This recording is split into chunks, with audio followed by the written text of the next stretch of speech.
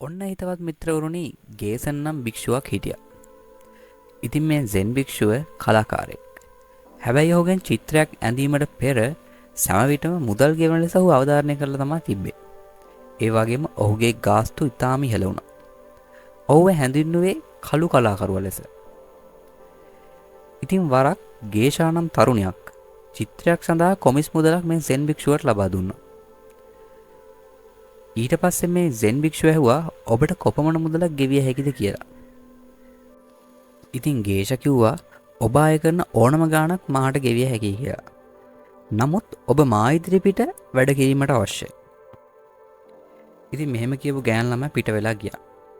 ඉතින් ඔන්න අර කොමිස් මුදල ගෙවපු ගේෂා දවසක් ගේසන්ට ආරාධනා කරා. ඉතින් ඇයගේ අනුග්‍රාහකයෙක් සමග සාකච්ඡාවක් පවත්වමින් තමයි සිටියේ.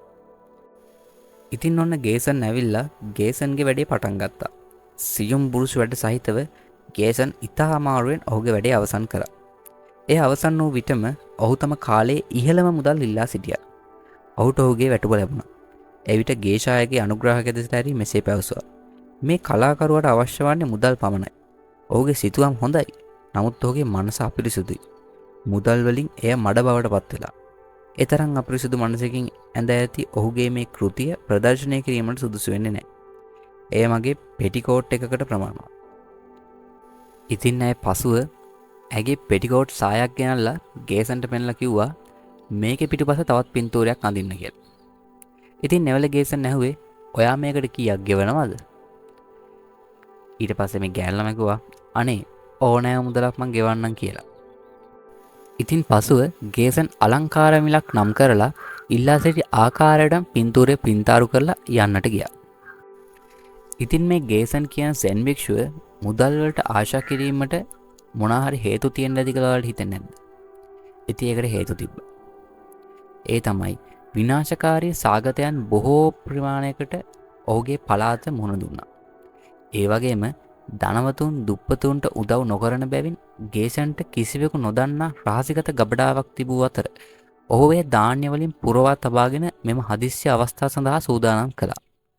ඔහුගේ ගමේ සිට ජාතික සිද්ධස්ථානය දක්වා මාර්ගය ඉතා දුර්වල තත්ත්වයේ පැවති අතර එය හරහා ගමන් කරන විට බොහෝ සංචාරකයන් දුක් විඳා. ඔහුට වඩා හොඳ මාර්ගයක් තැනීමට අවශ්‍ය වුණා. ඒ වගේම ඔහුගේ ගුරුවරයා දේවමාලිගාවක් ඉදි කිරීමේ සිහිනයත් සමගම මිය ගියා. ඉතින් ගේසන් ඔහු වෙනුවෙන් දේවමාලිගාවක් සම්පූර්ණ කිරීමටත් කැමැත්තෙන් හිටියා. ඉතින් ගේසන් මේ ආශාවන් තුන ඉටු කරාට පස්සේ ඔහු තම බුරුසු සහ කලාගාරුවාගේ ද්‍රව්‍ය ඉවත දමලා කඳුකරයට විශ්‍රාම ගොස් නැවත කිසි දිනක පින්තාරු කිරීමට ආවේ නැහැ. ඉතින් ගේසන් තමන්ගේ ආශාවන් තුන ඉෂ්ට කරා වගේම තමන්ගේ අධ්‍යාත්මික ජීවිතය සාර්ථක කර ගැනීම සඳහා පිට වෙලා ගියා. ඉතින් මේ කතාව දිහා බලන්නකෝ. ගේසන් වගේ අපේ ජීවිතවලත් සමහර පුද්ගලයන් ඉන්නව නේද? එයාලා කරන වැඩ ගැන අපිට පැහැදීමක් නැහැ. නමුත් එයාලා ඒ දේ කරනවා. සමහර විට එයාලටත් ඒ වගේ අරමුණ ඇති. ඒ වගේ ආශාවන් නැති.